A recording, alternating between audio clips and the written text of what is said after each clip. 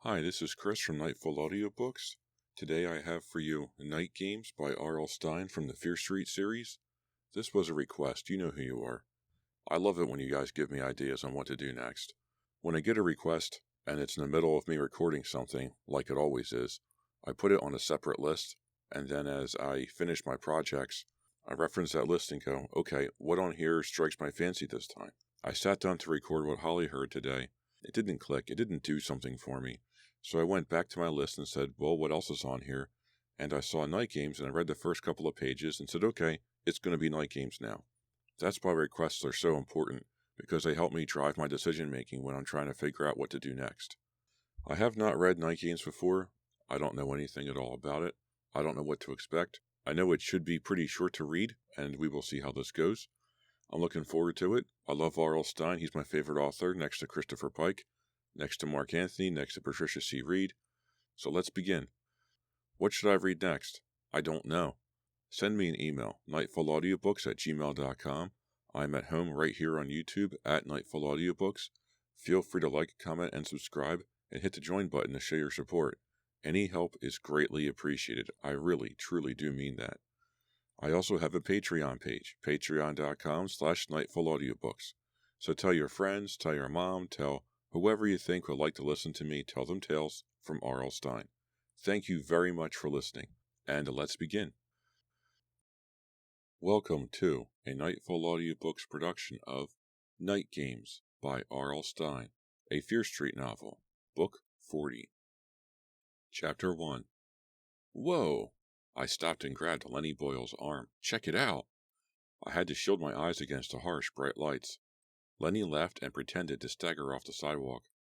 Cassie Weiland and Jordan Towns were half a block back, arguing again. They had been fighting all night, even while they were dancing. Sometimes I wonder why Cassie and Jordan go together. They're always breaking up, then making up, then breaking up again. Hello, I called, trying to get their attention. Take a break, guys. You've got to see this. They stopped and gawked at the amazing sight. Even Cassie had to laugh. It's hard to get Cassie to laugh. She's a great friend, but she really doesn't have much of a sense of humor. In fact, she's the most serious person in our crowd. Always study, study, study. It was great seeing her lighten up and dance at Red Heat tonight.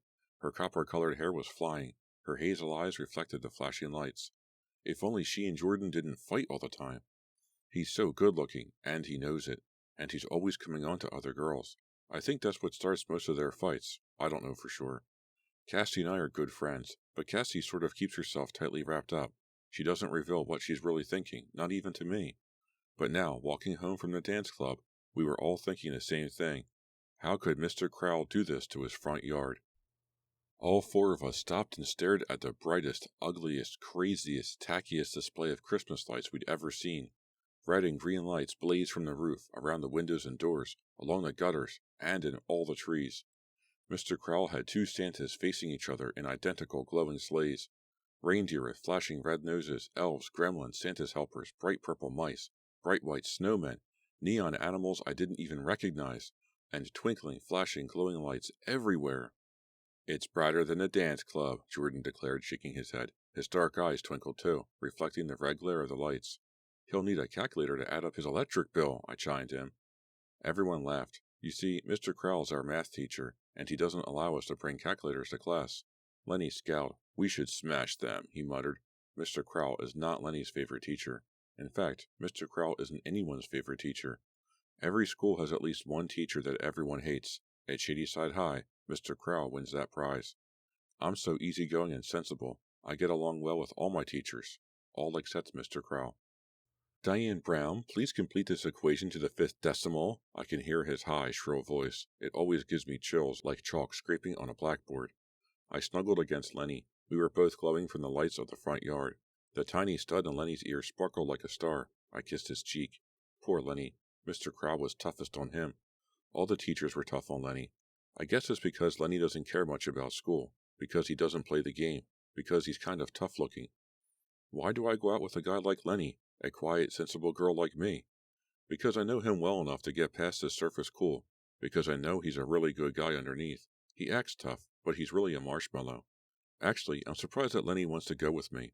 I'm not as pretty as a lot of girls. I'm not as pretty as Cassie, for example. My blonde hair is kind of scraggly, and my nose is a little crooked, and I can't afford really neat clothes. But Lenny and I have a good time together when he's not in one of his angry moods. Those times when he gets low, there isn't much I can do. Just wait for him to come out of it. I can't believe that a total grump like Crowell has so much Christmas spirit, Cassie exclaimed. Did you ever see anything so ugly? Jordan demanded, grinning. I love it.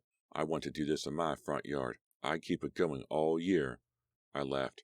Cassie shook her head disapprovingly. You have no taste, she said softly. I know, Jordan shot back. That's why I go out with you. Cassie shoved him into a hedge. No, I'm serious, Jordan grinned. Mr. Crowell should win an award for this. He should be arrested, Lenny muttered bitterly. Jordan laughed. Excuse me? Arrested? For what? Lenny shrugged. I don't know. Littering, maybe? We all laughed. I'm serious, Lenny insisted. I really think we should get my dad's Jeep, come back here, and drive it back and forth over all these stupid lights and Santas and reindeer. You know, crunch them all to bits. Whoa, I murmured. I took Lenny's arm. Take it easy, I whispered. We all hate the guy, but... Not as much as me, Lenny cried. Hey, we all have Crowell stories, Cassie chimed in. Remember the time I lost my math notebook and he dropped my grade a whole letter? And then I found the notebook at the bottom of my locker? I brought it in to show him, and he still wouldn't change my grade. Cassie tossed back her coppery hair. Remember that? And I'm his best student. Remember when I got caught passing that note to you? I asked Lenny. It was sort of a mushy love note, and Mr. Crowell grabbed it and called me up in front of everyone and made me read it out loud. Just thinking about it made my face go hot. That was the most embarrassing day of my life, I declared. I wanted to murder Mr. Crowell. Me too, Lenny muttered. Jordan tugged Cassie toward the street. Let's get out of here. I'm getting a sunburn from all these lights. Lenny and I followed them across the street, then down the block. It took a while for my eyes to adjust to the darkness. None of the other houses was decorated. A strong, cold breeze fluttered my hair. I pulled my down jacket tighter and snuggled against Lenny as we walked. What time is it? I yawned. Not too late. A little after midnight, he replied. Up ahead of us, Cassie and Jordan were arguing again. I'm really tired, I sighed. I worked all afternoon at the mall. Then it was so hot in the dance club. That was fun, Lenny said, kicking a soda can across the street. It felt good to kind of let go and just dance, you know? I nodded. Yes, it did. I snickered. Jordan thinks he's such a great dancer, I whispered. But he works too hard at it, don't you think? He tries to be so cool, but... I stopped with a sharp gasp. I saw something, a shadow, something moving on the side of a house. Lenny, look! I grabbed his arm. He saw it too, a dark figure climbing out of an upstairs window. He probably robbed the place, I sputtered. All four of us stared at the figure as he jumped to the ground. Quick, let's get out of here, Cassie whispered. Too late. The burglar climbed quickly to his feet, spun around, and saw us. Chapter 2. Why didn't we run? I'm not sure. My heart was pounding and my legs suddenly felt so rubbery. I'm not sure I could have run. Hey! A hoarse cry escaped my throat as the figure ran toward us. He was dressed entirely in black, a black sweatshirt pulled down over black jeans. He had a black baseball cap pulled down low over his forehead, blocking his face from view. Cassie shrank back beside me, her hands knotted in her coppery hair. Lenny and Jordan stepped forward as if protecting us, but I could see the fear on their faces too. And then their expressions changed. Lenny slapped the dark figure a high five. Jordan cried out happily. Hey, Spencer! Huh? I choked out. I squinted into the pale light of a street lamp, and recognized Spencer Jarvis's surprised face. What are you doing here? He demanded. What are you doing here? I shot back. He turned his gaze on me and smiled. Hey, Diane, what's up? I haven't seen you in almost a year, I cried. I rushed forward and hugged him. He took off his baseball cap and returned the hug. His cheek felt burning hot against mine. Spencer and I had been really good friends, until I started going with Lenny. Hey, Spencer, what's up with you? Lenny stepped between us. He pointed to the house. Why were you climbing out that window? Wow, Jordan muttered. Did you just rob that house? Spencer's grin grew wider, and he nodded. Yeah, that's why you guys haven't seen me in school. I spend all my time robbing houses now. I swallowed hard. Spencer had always been such a good guy. I'm rich, Spencer boasted. I'm the best house burglar in Shady Side. In and out in a flash. He winked at me. Never been caught. Never will be. But, Spencer, Cassie gasped. Spencer burst out laughing. I'm putting you on. Huh? Cassie and I both cried. Just joking, Spencer said. You guys are still stupid, I see. Yeah, we're still stupid, Lenny agreed. He shook his head. I never could tell when you were joking. You're not a burglar? Jordan chimed in. Spencer shook his head. No way, he pointed. That's my house. That's where we live now. Lenny eyed him suspiciously. You were climbing out of the bedroom window of your own house? Spencer nodded. Yeah. How come? I asked. Why don't you use a door like most humans? I'm not human. I'm an android, Spencer replied. It was never easy to get a straight answer from him. Sometimes it used to drive me crazy. I was sneaking out, he added. Sometimes I like to sneak out after midnight. He grinned. You know, have some adventures. I call them night games. Games? I asked. Don't your parents wonder? Cassie started. Cassie was terrified of her parents. I couldn't imagine her ever daring to sneak out of the house. What my parents don't know won't hurt them, Spencer sneered. I studied his face. He changed a lot in 1 year. He had let his white blonde hair grow long, down to his shoulders and parted in the middle. His face had thinned, and he had a stubble of blonde beard. Spencer had always been a little chubby. Now he looked muscular, athletic. I saw that his black sweatshirt was inside out. Same old Spencer, I thought. He was always more than a little weird. What happened to you last year? I asked him. I called your house 1,000,000 times. Then the phone company said the line had been disconnected. He narrowed his pale eyes at me. Didn't you get my letter? I shook my head. No, I never got it. I glimpsed a frown on Lenny's face. He never understood that Spencer and I were just friends. I think Lenny has always been a little jealous of Spencer. I sent it to explain why I left in such a hurry, Spencer continued. Why I left without saying goodbye to anyone. Why? Cassie asked. Well, you remember that my dad's store closed, Spencer replied. A few weeks after that, my grandmother in Washington got really sick. Well, she needed someone to take care of her after her operation, so my dad decided to move us all to Washington. It was like a sudden thing. I remember your grandmother, I told Spencer. Is she okay? He nodded. Yeah, pretty good. That's why we came back to Shady Side. My dad thought it would be easier to find work here. His silver gray eyes locked on mine. It's great to be home again. I missed you guys. Why haven't we seen you in school? Jordan asked, pushing back his wavy black hair. My parents sent me to St. Anne's, Spencer replied, lowering his eyes. Well, public school isn't good enough for you anymore, huh? Lenny demanded. He meant it as a joke, but it didn't come out that way. I really did miss you guys, Spencer repeated. Why don't you come along with me? Come with you where? Cassie asked suspiciously. Spencer grinned. His eyes lit up. For an adventure, a night game. What kind of adventure? Lenny sneered. You hunt for squirrels and bunny rabbits? Jordan laughed. Yeah, what could be so thrilling in Shady Side? Why don't you come find out? Spencer challenged. I turned to Cassie. She took a step back. Her arms were crossed in front of her parka, as if to protect herself. Cassie is not the adventurous type. Neither am I. Besides, I was really tired from working all day and dancing all night, but I didn't want Spencer to think I'm a wimp.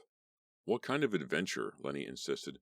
You don't do anything stupid, do you? Cassie asked. A gust of wind fluttered her hair. She shivered. I mean, you don't do anything illegal? Spencer's grin widened. I have adventures, he replied softly. Some nights it's hard to sleep. My head feels so crowded. So I sneak out for some night games. Quiet little adventures. In the dark. He turned, putting on his cap. Shoved his big hands into his jeans pockets. You coming? I nodded to Cassie. She shrugged. Lenny and Jordan were already following Spencer. Yeah, I guess we're coming along, I said softly. We followed Spencer down the dark street. We didn't know it, but the night games had already begun for us, and so had the terror. Chapter 3. We followed Spencer down the street. The houses were all dark. Street lamps made our shadows stretch eerily in front of us. Cassie clung to Jordan as we walked. Lenny bobbed his head in rhythm as if listening to silent music. Our shoes crunched over newly fallen leaves. None of us spoke. As we followed Spencer around the corner, I wondered if he knew where he was going, or if he was just wandering. What was he searching for? He stopped suddenly, holding up both hands to signal for us to stop too. Lenny and I stepped up beside him, and I saw where Spencer was staring, at a white Taurus, parked at the bottom of a driveway. The windows were fogged, but the glare of a streetlight showed us the silhouettes of two people in the front seat, a couple, making out. I saw a gleeful flash in Spencer's eyes. He raised a finger to his lips, motioning for us to be silent. He pulled a flashlight from his back pocket. and tiptoed rapidly up to the car. "What on earth?" Cassie whispered. Lenny and Jordan were both grinning. We followed Spencer. My heart started to thud. Spencer stood over the car, too close for the boy and girl inside to see his face. Without warning, he pounded loudly on the driver's window. He pounded so hard the car rocked from side to side. "You're under arrest," he bellowed. Spencer has a deep voice. He sounded very convincing, even to me. We heard gasps and startled cries from inside the car. I saw the boy and girl pull apart. Spencer aimed the flashlight into the window, flooding the car with light. "Hey," the boy inside cried. "Come out with your hands raised," Spencer ordered. "What did we do? What did we do?" the girl shrieked. "Officer, we were just leaving," the boy called out in a trembling voice. "But I don't get it," I heard the girl cry. "What did we do?" "I'll think of something," Spencer boomed. The car door swung open, pushing Spencer back. A boy with spiky black hair started from the car. Spencer shone the light in the boy's eyes. "Hey, you creep," the boy protested. Spencer placed the flashlight under his own chin. He twisted his face into a grimace and let out a long, evil laugh. "You're dead meat," the boy shouted furiously. Spencer's evil grin grew wider. His eyes flashed excitedly. "Let's go," he called to us. Spencer spun around and started to run. His black cat flew off, but he didn't stop to pick it up. I felt frozen to the spot. I wanted to get away from there, but I couldn't get my legs to cooperate. Lenny grabbed my hand and tugged me off the grass, and before I realized it, we were running. All 5 of us, running through the night, our hair flying, our shoes thudding heavily on the leaf-strewn pavement. I glanced back and saw the boy and girl standing outside their car. The boy was shouting and shaking his fist at us, but he didn't chase after us. Lenny and Jordan congratulated Spencer as we ran. They slapped each other high fives and celebrated as if they won some kind of victory. Spencer tossed back his head and let out a long hyena wail. Cassie and I glanced at each other as if to say, "What's the big deal? I mean, all we did was terrify a boy and girl for a few seconds." We didn't stop running until we reached Spencer's front yard. Then we all stopped to catch our breath. Spencer let out another animal howl. Lenny and Jordan laughed. "Let's meet again," Spencer said breathlessly. He tugged back his white blonde hair with both hands. His chest heaved up and down. His eyes darted from one of us to another. "Okay, how about it?" he demanded. "Monday after midnight. We'll all sneak out and have more adventures." "I don't think so," Cassie started. But Lenny and Jordan eagerly agreed. I didn't know what to say. I didn't really understand why they thought it was so much fun. And something about Spencer's howls and the wild look in his face really worried me. Why does he seem so excited, I wondered. Why did he enjoy scaring that couple so much? Chapter 4. On Monday, we all sat in Mr. Crowell's math class. He stood at the chalkboard, scratching away at an algebra equation. Somehow, the formula was supposed to measure the height of the school's flagpole. I yawned. Mr. Crowell must be the most boring person on earth. The radiator by the window rattled. It was so hot. Everyone seemed ready for a nap. Cassie sketched in her lab notebook. Her movements were slow like Mr. Crowell's words. I stared at a dark stain on the hem of my white sweater. I couldn't remember where it came from. In front of me, Lenny and Jordan whispered to each other. That's when the trouble started. Lenny snickered at something Jordan said. Mr. Crowell spun from the board so quickly that the chalk flew out of his hand. It smashed into the window and cracked in half. Everybody jumped in surprise. "Did that get your attention?" Mr. Crowell snarled at Lenny. I watched Lenny's expression change. His smile faded quickly. Anger flashed in his dark brown eyes. "Tell me, Lenny," Mr. Crowell said, "what was so funny? Did you find the equation humorous?" Lenny snorted. "It's a riot." I shut my eyes. "Please, Lenny," I thought, "just be quiet. Don't say anything. Don't get angry and get yourself in trouble again." "Is it a riot?" Mr. Crowell demanded. "Which part?" The class fell silent. I shut my eyes tighter and crossed my fingers. Lenny remained silent. "I think you don't know which part is so funny," Mr. Crowell challenged. "I think you have no idea what's going on in this class." Someone snickered. I opened my eyes in time to see Lenny's sneer. "Nothing to say," Mr. Crowell challenged. The back of Lenny's neck turned red. He stared hard at the teacher. I saw the muscles in his right cheek twitch. I sank down in my seat. Mr. Crowell never knew when to stop, and he always knew how to push Lenny's buttons. "No smart remark," he teased Lenny. "I'm surprised. You find some way to disrupt this class every day, and now you don't have anything to say. What's wrong? Are you sick or something?" A few kids laughed quietly. Cassie shot me a panicked glance. I didn't do anything, Lenny muttered. You haven't done anything all semester, the teacher snapped back. I watched as a vein in Lenny's neck began to pulse. His eyes narrowed. He took a raspy breath and swung his legs out from under his desk. Cassie leaned forward in her seat. I tensed, trying to think of some way to stop the coming explosion. Lenny didn't move, but I saw him straining not to charge out of his seat. I knew he wanted to jump on the teacher and punch him out. I'm surprised you even bother with school, Mr. Crow murmured, shaking his head. He turned back to the board, searching the grill for another piece of chalk. The room remained silent. Lenny rose slowly. My whole body tingled. I wanted to say something, anything to calm Lenny down, but my voice stuck in my throat. Lenny knocked over the desk. It clattered hard on the wooden floor. Books and papers flew everywhere. I gasped. Glaring furiously at the teacher, Lenny took a step toward the front of the classroom.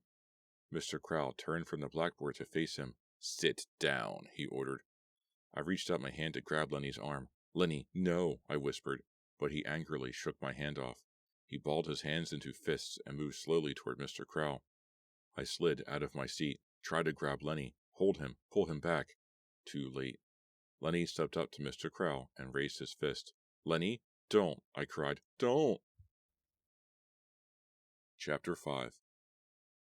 Lenny froze. He turned to me. I met his eyes.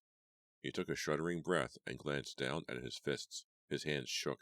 Then he let out a short, angry cry, turned, and stomped out of the classroom. Mr. Crow stared at me. I lowered my eyes. I wondered if I should run after Lenny. Jordan picked up Lenny's desk. I gathered up his papers and books. As we cleaned, Mr. Crow returned to the chalkboard and his algebra equation, as though nothing had happened. I shook my head unhappily. It wasn't fair that Mr. Crow hated Lenny so much. He never gave Lenny a chance. Lenny needed to be more careful. The teacher could make things really bad for him. Last year, he got Lenny suspended from school twice. One more suspension, and Lenny would have to change schools. I warned Lenny that he should keep quiet and do his assignments. But Lenny doesn't listen. Not even to his good, sensible girlfriend. He doesn't exactly look for trouble, but it always seems to find him. Especially in Mr. Crow's class. I didn't even try to pay attention to the rest of the class. All I could think of was Lenny. When the bell finally rang, I ran from the room. I knew that Lenny would be waiting by my locker. I hurried through the crowded hallway and ran upstairs. No Lenny. I dialed the combination and opened my locker. No note from Lenny. Where was he? I turned to find Cassie leaning on the locker beside mine. Lenny needs to be careful, Diane, she said softly. Tell me something I don't know, I muttered, rolling my eyes. Mr. Crow has a heart condition, Cassie continued. I'm just afraid that one of these days, Lenny is going to give him a heart attack. Good, I replied. We both laughed. He practically gives me a heart attack every day, I joked. Cassie frowned. Are you still planning to sneak out after midnight tonight? She asked. Jordan thinks it's a really cool idea. I don't really want to, but if everyone else is doing it... I knelt down to search the bottom of my locker. I don't know what to do either, I confessed. If my parents caught me sneaking out after midnight, they'd kill me. Cassie nodded, biting her bottom lip thoughtfully. I slammed the locker shut and turned to her. I think I will sneak out tonight, I decided. At least I'll have a chance to talk to Lenny. Cassie nodded. Okay, I'll go too. It's nice seeing Spencer again, even though he's gotten a little weird. Yeah, let's go, I repeated, convincing myself. I mean, we're all just goofing, right? Having a little innocent fun. What could happen? Chapter 6. Cassie and I met outside Spencer's house after midnight. Did you have trouble sneaking out? I asked Cassie. She nodded. My parents stay up really late. I had to tiptoe downstairs and climb out the den window. I'm lucky, I replied. My parents are heavy sleepers. Nothing wakes them. They once slept through an earthquake. Cassie shivered and pulled her parka tight. It was a cold, raw night. The air felt more like winter than fall. Did you talk to Jordan and Lenny? I asked her. I tried calling Lenny all evening, but no one answered. I talked to Jordan, Cassie replied. He said he'd bring Lenny. We glanced up at Spencer's bedroom window. A dim orange light glimmered in the room, but I didn't see any sign of Spencer. A few seconds later, the tall evergreens beside the driveway shook. The brushing sound startled me. I turned, in time to see Jordan and Lenny come trotting up to us. White steam rose up from their mouths. Hey, Lenny muttered. Hey, Jordan echoed. How's it going, Diane? Lenny asked. I shrugged. Where'd you go after school? Just around, Lenny replied. I don't know. I was so steamed, I just drove around. Jordan slapped Lenny on the back. When you knocked over your desk, I thought Crow was going to jump out of his skin. Lenny didn't smile. You've got to cool it in that class, I warned Lenny. Maybe if you sit there like a statue, Crow will ignore you. No way, Lenny replied angrily. I'm not a good enough student for him to leave alone. Every chance he gets, he finds a way to get on my case. I never thought I could hate anyone as much as I hate that guy. A soft scraping sound interrupted us. I gazed up to see Spencer's window slide open. He waved at us, then quickly lowered himself down a rain gutter. I knew you guys would come, he exclaimed, grinning. Everyone needs some night games from time to time, right? Spencer had his hair tied back in a thick ponytail.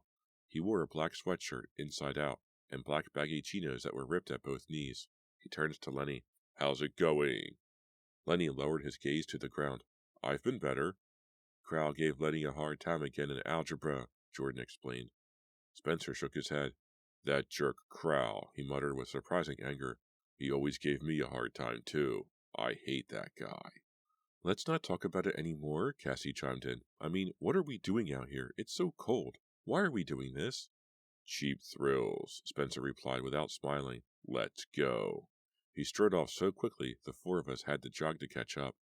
The air felt even colder. I pulled up the hood of my down jacket. Mist from the nearby river floated in and collected in the low spots near fences and hedges. The whole world appeared so still, so unreal, different, as if Shady Side were a different place late at night, some kind of fantasy place of silvers and grays and long black shadows. Something darted from under a bush and scampered across our path. I screamed. Cassie and Lenny laughed. A killer chipmunk, Cassie declared. More laughter, at my expense. Late at night, Shady Side is ours, Spencer proclaimed. Weird thought, I decided. The whole world belongs to us at night, Spencer added. Lenny snickered. Are you becoming some kind of poet or something? Spencer shook his head. No way, Lenny. I'll become a poet when you become a math teacher. We all laughed at that, even Lenny. I slid my arm around Lenny's waist and snuggled close to him as we made our way onto the next block. I had no idea where Spencer was leading us, until I saw the blaze of Christmas lights. Mr. Crowell's house. Hey, why did we come back here? Jordan demanded. A grin spread over Spencer's face, but he didn't reply. He locked his eyes on the front window of the house. Let's keep moving, Lenny suggested impatiently. I've had enough of this guy, really. Spencer turned his gaze on Lenny. Maybe we could have some fun with him, he said softly. Let's check Crowell out at home, see if he has any dirty secrets. Huh? You mean spy on him? I blurted out. I caught the worried expression on Cassie's face. Let's just take a look in there, Spencer replied. Peek in. See what Crowell does for laughs at night. But he'll see us, Cassie protested. This front yard is brighter than daylight. We'll be careful, Spencer told her, his eyes trained on the house. Come on, quick. He moved silently over the wet grass toward the house, stepping around lights and decorations. We followed him, then ducked down a round bush that grew in front of the living room window.